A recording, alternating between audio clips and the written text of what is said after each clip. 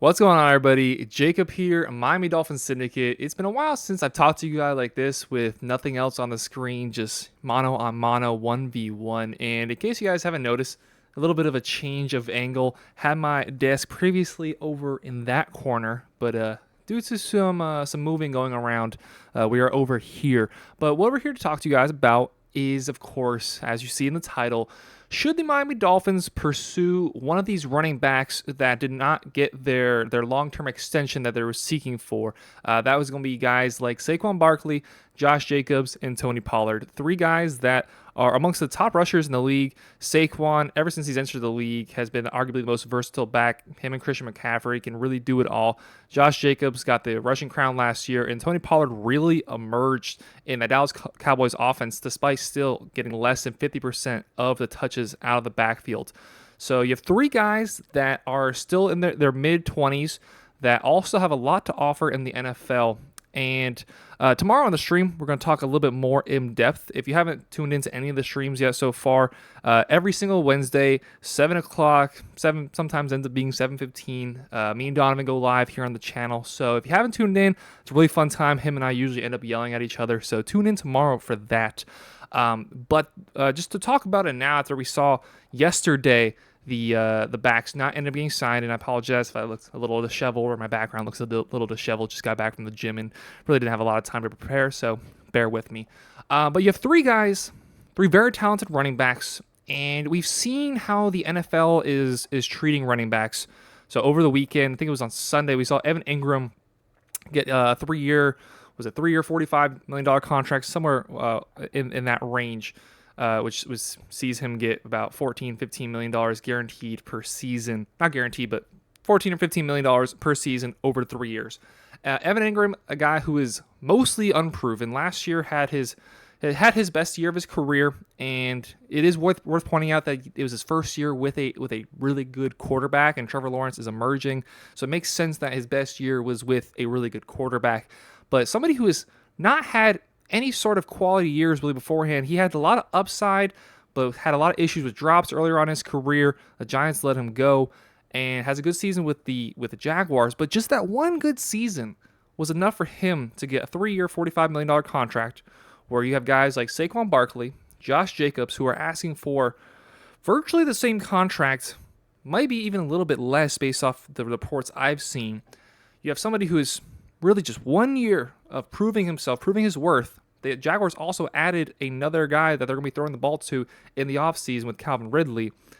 So he's really third on the pecking order. And they thought it's worth him giving him that money. But you have teams like the Giants, you have teams like the Raiders, you have teams like the Cowboys who are not willing to give that money to their running backs. So I was a little early on, looking back 4 or 5 years ago, in the mindset that maybe it's not worth it to pay these running backs. We see a lot of them get hurt. Of the position groups, they seem to have the lowest shelf life. Once they get an injury, it starts to rack up quickly. And it definitely makes sense that you want to be wary about giving these guys these long-term deals, knowing the risks you have at the running back position. However, I do think it started to swing the opposite direction. The last running back who's gotten that major extension would be Nick Chubb back in the 2021 offseason. So you have Nick Chubb under contract, you have Derrick Henry under contract, you have CMC who have gotten deals. But since then, we have not seen anybody get deals. And of course, you have guys like Ezekiel Elliott and Le'Veon Bell who got their large contracts and didn't live up to them. And it's really opened the eyes of guys, of teams around the league. You also have Todd Gurley, who was the best running back in the NFL, got the issues with the knees, got the arthritis in the knees, and was just never the same. So it is definitely smart to be wary about running backs. They have the lowest shelf life. One injury can spur them on to get countless more. Once they start to take a little bit of a dip, they arguably have the biggest drop-off, the quickest drop-off of any position. All these things are true. However, when you have three guys in the prime of their careers, three guys who are except for maybe Tony Pollard because he has CeeDee Lamb there, three guys who are arguably the best offensive weapons on their team. A guy like with Saquon with the Giants, who I'd say he has just as much impact on winning for the New York Giants as Daniel Jones does. I'd be willing to give them some of the contracts they're asking for. I'd be willing to give them a contract in the range that Evan Ingram got with that 3-year, $45 million deal. So how does that then translate to the Miami Dolphins? The Dolphins, still, we only have $13 million in cap space. We're currently wary about giving Dalvin Cook a deal. He's a free agent. He's somebody who could just walk in. I do have my reservations about Dalvin Cook and beyond the injuries. We saw his numbers deteriorate the last 2 years. His average per touch has decreased. He really lost. He's lost the ability to have those real breakout runs. We did actually see it live in person that he did have a breakout run against us to seal that game virtually. However, before that run happened, virtually held him, just kept him within the line of scrimmage, gave him like 3 or 4 yards a carry, and we really held him in check. I think it might have been less than that. I think it might have been like 2.5 to 3 yards per carry before that long breakout run when we played the Vikings last year. But you have guys like Saquon, Josh Jacobs, who are, with Saquon Barkley, I'll start with him first. He has this narrative around him that he is injury prone and that he's hard to trust. And I looked into the numbers, and that's just not entirely true. So his rookie season, 2018, played all 16 games. The following season, he missed some time, played 13 games. The following season after that is when he had his major injury, and he only played 2 games. But then the following season again, 13 games played. And this last season, if I'm not mistaken, I think I saw it right before I started this, that he played every single game.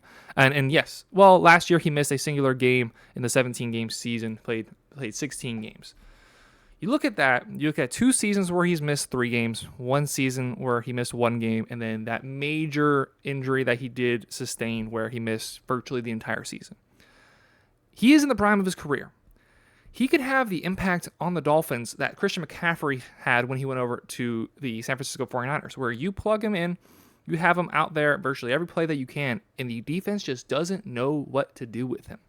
They don't know, is he going to run it up the middle? Is he going to run it out to the outside? Is he going to catch it out of the backfield? Is he going to motion out into the slot? He's just such a versatile player that you can do so much with, and that really helped the Giants last year, benefited them tremendously last year. The fact that defenses did not know what to do with Saquon Barkley on any particular play, and he was a true do-it-all runner, just like we saw with Christian McCaffrey when he went over to the San Francisco 49ers. I would, without a doubt, welcome in Saquon Barkley. Now, what kind of compensation would you have to give up to get him? It's a really odd conversation to be had because he's such a good player, and the Giants clearly don't want to let him go, but don't want to give him that extension, so they're in a weird tug of war with both the player and themselves because they want to keep him, but they don't want to give him that money that he wants. He's clearly one of the best athletes in the game, but they don't want to give him that money. So I really do not have any idea what it would take to get Saquon Barkley out of New York. If it's anything less than a first-round pick, I am doing that blown away 100%. I don't expect that to be the case, especially when we look and see what Christian McCaffrey got for the Carolina Panthers.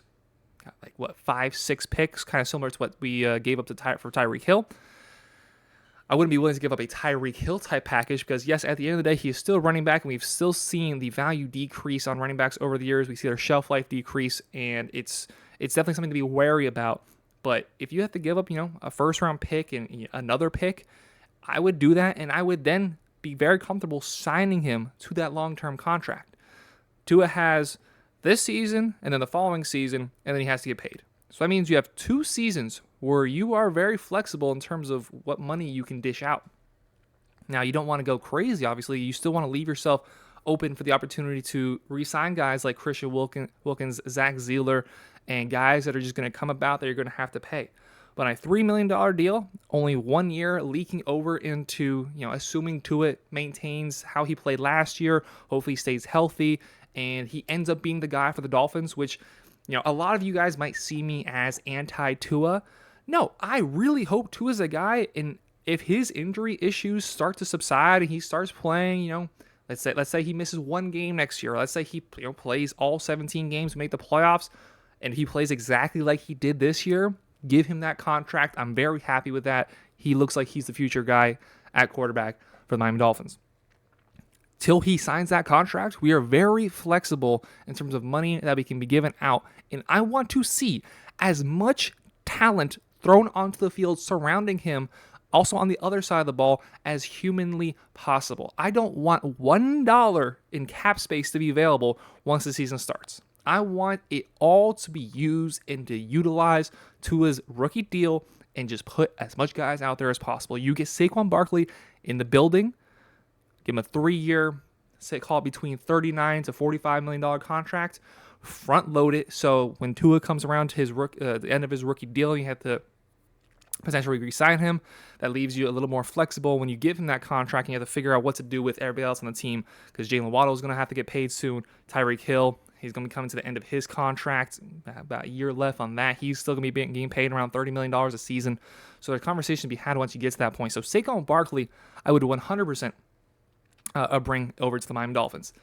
Josh Jacobs, I'd be a little bit less inclined to bring in, as he does not have that same versatility that Saquon Barkley does. He was the rushing leader last year, and the Raiders do not have the greatest of offensive lines. So he did not benefit from getting, like a Philadelphia Eagles offensive line where, they are opening up space everywhere, giving Jalen Hurts plenty of time to throw. They did not have that with the Raiders. So he comes over to Miami, another situation where you don't have a great offensive line. I'm not sure quite how all the pieces are going to materialize that we've brought in. And guys like Austin Jackson are coming back, and hopefully Teron Armstead maintains some sort of health and can play a full season, or, again, maybe like Tua, maybe just miss a game or two.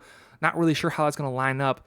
But you go from Raiders, you go to Miami, picking at straws, who has the better offensive line. But the lack of versatility there is why to be less inclined. Now, I'm sure you're probably giving up a little bit less for Josh Jacobs. Josh Jacobs is a guy that, just a season ago, they declined his 5th-year option.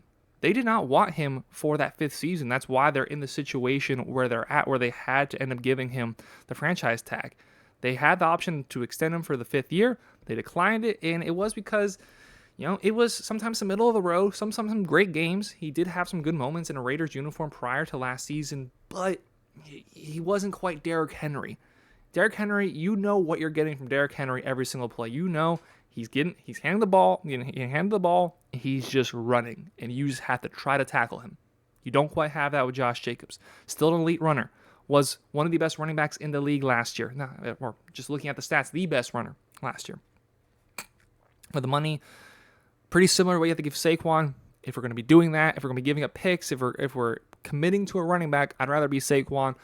And with Tony Pollard, now, personally, I have a little bit of an emotional connection to Tony Pollard because our other wonderful co-host here on Miami Dolphins Syndicate, being Donovan, in our fantasy football league last year, he traded me Tony Pollard and somebody else for James Robinson and somebody else. And I obviously blew him away in that trade. It was the week before Tony Pollard went off, and I was a very happy man afterwards. So I have a very emotional connection to Tony Pollard. However, I think the Cowboys, being that Zeke is freed up, I think they're going to play out this season and just see how he plays. I think he would have gotten the extension had he not gotten the injury at the end of last year.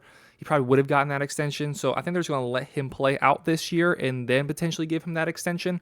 Again, very versatile player, very similar to Saquon, not as good between the tackles, but I believe he led the league last year in terms of running backs in yards per touch, and he did that on pretty low volume, was just absolutely explosive. Like that Vikings game, I remember watching that game. I was so happy watching him just tear up the Vikings defense.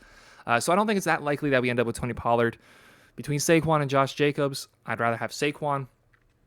And I'm not, just like I said at the beginning of the video, I'm just generally not as afraid to give running backs the contracts. I think all it takes is one really smart coach to decide to give one of these premier running backs a good contract. We saw Kyle Shanahan do it, and it still hasn't quite turned.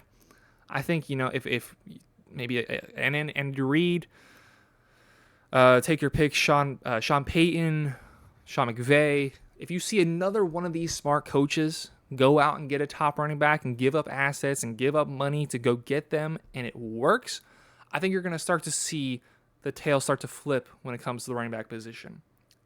I think it's flipped too far, anti-running back, and I would love to see the Dolphins be able to take advantage of that. Go get a guy like Saquon Barkley, plug him into the backfield, and have him from day one contribute and help the Dolphins potentially win a Super Bowl. Is it going to happen? Probably not. I'd say it'd be pretty lofty odds for the Dolphins to try to go bring in Saquon Barkley, Josh Jacobs, or Tony Pollard. However, last offseason, if you gave me betting odds that we'd end up with Tyreek Hill, I would have said probably plus 2,000. I would have thought there's zero chance we end up with one of the best wide receivers in the league who has then come in and done everything we expected him to do and more. The over-the-top threat is still there and massively benefited this offense. I never would have thought we would end up with Tyreek. I don't think we're going to end up with Saquon. But there's still a lot of time. There's a lot to be had between those two sides with the Giants and Saquon Barkley. A lot of arguing, a lot of negotiations. They can no longer extend him as the deadline did pass. So that's why it's this is the time we're making this video. But just something to keep your eye on. Saquon Barkley, Josh Jacobs, Tony Pollard, all guys who were given the franchise tag, did not get that extension. Two of them look likely to hold out with Saquon and Josh Jacobs. I think it's a situation that the Dolphins should monitor and maybe we see if we can dip our hand into. Let me know down below what you guys think. Should we go out and get one of these top tier running backs? Where do you stand in terms of, yes, it's a good idea to hold out on giving these running backs a lot of money. They're replaceable. They get hurt easy. They fall off a cliff once they reach a certain age. Or are you the mentality of go get all the good guys you can possibly get, all the talent you can possibly get, overpay a little bit if you have to. We are in a window right now where we can potentially win the Super Bowl with Tua's rookie deal helping us be able to just stack the roster full of talent. Let me know which side you are on. And again, if you have not tuned in before, or if you have tuned in, come back again. Tomorrow, Wednesday, 7 o'clock, Donovan and I will be yelling at each other probably for about an hour and a half. And I would definitely recommend coming by. I think it's absolutely hilarious. It's by the time those live streams are done, I just feel exhausted because we're both Dolphins fans. We're here because we love Dolphins, but we have such different takes on so many things. So if you want to see two doofuses yell at each other for an hour and talk about the Dolphins somewhere in between, tune in tomorrow, 7 o'clock for the live stream. If you haven't done so already, please subscribe to the channel. Like, get in the comments. Thank you all very much for watching. Have a great rest of your day. Take care, everybody.